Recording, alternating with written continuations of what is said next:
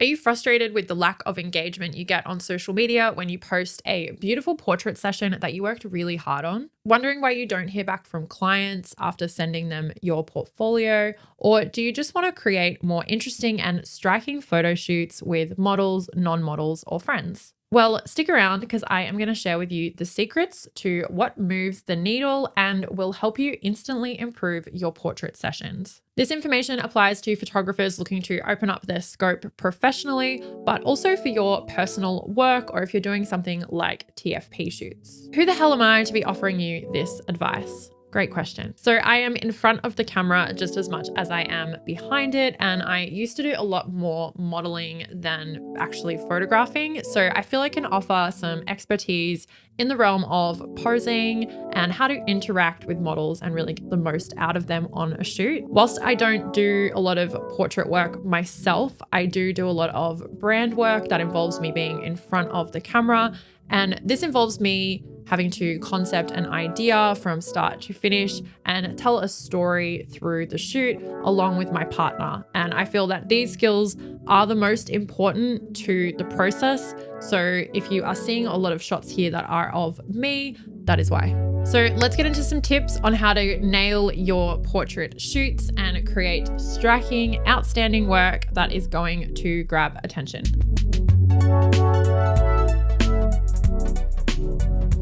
When we specifically take portraits of someone, we tend to want them to look directly at us, like make eye contact, and they tend to want to do the same. This is totally natural and it's fine and it can be really powerful. But after a few shots, it can get a little bit like same. So this is just something to be mindful of if you are getting a set of shots back and every single one of them, the person is looking like bang at the camera. It just sort of takes the mystery out of it a little bit. So changing up the poses by suggesting that they look down, it's like a signature look for me because it was kind of born out of feeling a bit awkward and like, oh, I'm just gonna like look down. And then I was like, oh, that looks good. So I'll know to like put that in my rotation. Can be looking to the side, obviously, or turning around and like looking back is another great one. These are so simple and I'm sure that they're already on YouTube, but they're just things that you can kind of work through and be like, all right, I'm going to hit up all of those ones that I just mentioned. And then you know you're going to get 5 or 6 shots that are all different. Another great thing to remember as well is, which is great if you're working with someone who hasn't posed much or they are like a non-model and they're a bit nervous, is you don't always have to get their face in. You can have someone turning around and get the back of them with a beautiful view of the beach, or you could focus in on like a part of their hair that's hitting the light, get really close up to something interesting with their clothes or their jewelry or their shoes or something like that. I feel like this also kind of raises your hit rate as well, because not all poses when people are looking at the camera are going to be great, especially if you're shooting film. I cannot count the amount of photos that we have of me where I'm like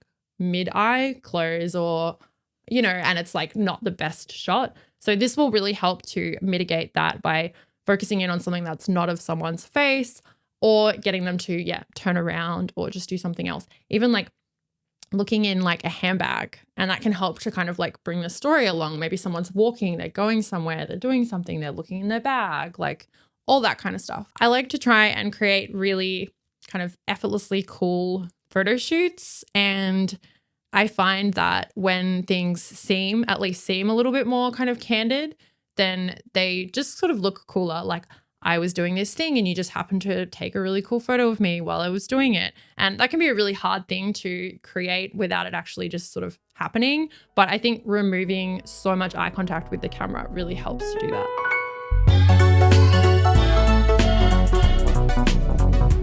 I cannot stress the importance of positive reinforcement for your model. So we all need a cheerleader in life. And I know when I am in front of the camera, even when I'm doing these YouTube videos, I literally have my partner very close by to tell me that I'm doing a good job and keep going. So don't forget to communicate with your model and sort of direct them, but also give them some positive reinforcement, even if they are quite stiff and awkward in the beginning. I often find that the start of a roll or a set, if you're shooting digital, the photos will be kind of okay. And then as we go on and get like further along the shoot, those end photos will be the best ones because everyone has relaxed a little bit and they're more comfortable and they've gotten into it. So the quicker you can get that, the better. So really try and communicate, say things like, that looks really great, like you're really nailing it. If they move in a certain way and it looks really good, say like, oh my God, I love that. Can you stay like that? And just be really enthusiastic, even if it doesn't come naturally to you, because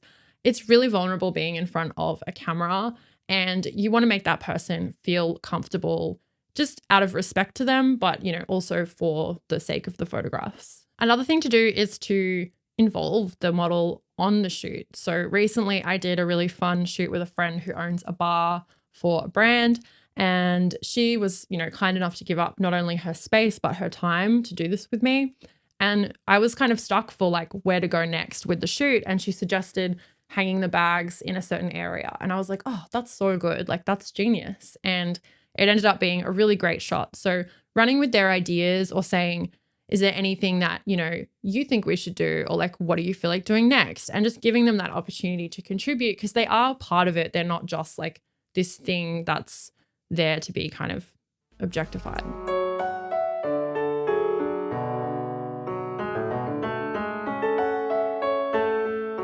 Nailing the end result of anything requires a lot of planning and preparation and almost sort of reverse engineering. Shooting models or doing portrait sessions requires you to be working with another person. So communication is really paramount here for discussing all things like the vision, the look, the vibe, the style, the location, the outcome, and is a great way to really iron out any kinks in the beginning. Having these preliminary conversations before you actually jump out on location is really key to making the other person feel comfortable and heard and allowing everyone involved to have their opinion and their say and contribute. Sometimes as a model, you can feel like a secondary thing to the photographer or kind of like an object. So the more you can get the model involved, I think the experience will be better for everyone and then the result will be better too, which is what the model wants and what the photographer wants. There are a few different ways to approach this. You may already have a really solid idea of what you want the shoot to look like and you pick a model according to that. Or on the other hand, you may really want to shoot a particular person because you love their style or their look or their work,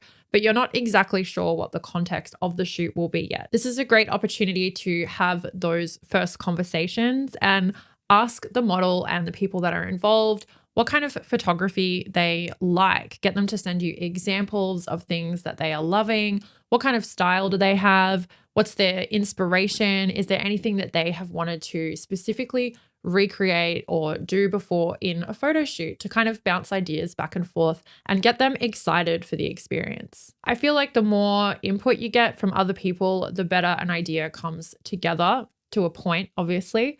But I think in this instance, the model might have seen a really cool location that you didn't know about, or maybe they have an amazing wardrobe full of vintage clothes and you can center the shoot around that. All of this really helps towards getting a clear idea of what you both want to create. I think something that photographers forget and that we see a lot of are photo shoots or, portrait sessions with people that are really beautiful and technically proficient, but they feel more like a vehicle to show off either the camera's specs or just how technically proficient the photographer is. That's fine if that's literally like the main focus of what you're doing. So you're doing like a camera review or a lens review or something like that. You're making a video on, how to do a particular thing with portraits. But as far as posting those photos on social media, putting them in a portfolio or trying to get work off them or just engagement in general and asking people to be interested in them, I think it can get a little bit bland and boring. And you really need to inject something else in there like story or style or vibe to really give non-photographers, which kind of is who we are appealing to. Sometimes I think we're in our little photographer bubble and we forget that, other people like looking at photos too. And especially work-wise, they are the kind of people that you need to be grabbing the attention of. So you can still technically like nail the shoot. And obviously that's important, especially with portraits. There's so much that goes into it that even I myself don't quite understand. But if you've got a team or you know that you've already got that kind of set, make sure that you're focusing on the style, the story, the look, the person in the photo, and not getting lost in your camera. So in these first stages where you are chatting with your model or your talent, mood boards can be a really great way to convey visually what you are trying to get across. So Pinterest is a really great tool for this. It's free, and I find that there's just like so much amazing stuff on there. You can go down a rabbit hole of creating different boards of different looks and then show your model that and get them to do it as well. It really makes them feel seen and heard and just way more excited about the whole process. Trust me. Another great source of inspiration can be like characters from movies or movie trailers, just sending those to each other to get like a vibe of a look, or the way a movie's been color graded, or the way the character moves around. Certain stills from scenes in movies can be poses that you can borrow. Same with fashion magazines. I find these immensely inspirational, and you can even pick up like old magazines from like thrift shops or op shops for like 50 cents.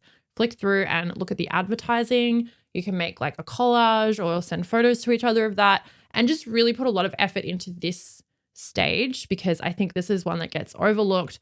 We jump on location and then we all don't really know what we're doing, and we just kind of take photos of someone standing in front of a tree. Something a lot of creatives and photographers, to be specific, struggle with is our confidence, and overcoming things like procrastination and self-doubt can be really debilitating. When it comes to sharing your work or projects or portrait shoots with other people online or in person, I find a lot of the barriers that people come up against are really just themselves. Things like self-sabotage, procrastination, imposter syndrome, perfectionism. If these traits are sounding familiar to you and you want to take the power back, then I highly recommend this course by Emma Gannon titled Unlocking Your Potential: 5 Exercises to Build Creative Confidence. Self-sabotage sometimes feels like something that we should be ashamed of, but I learned in this course that it's actually a form of self-protection and preservation. It can, however, get in the way of us reaching our full potential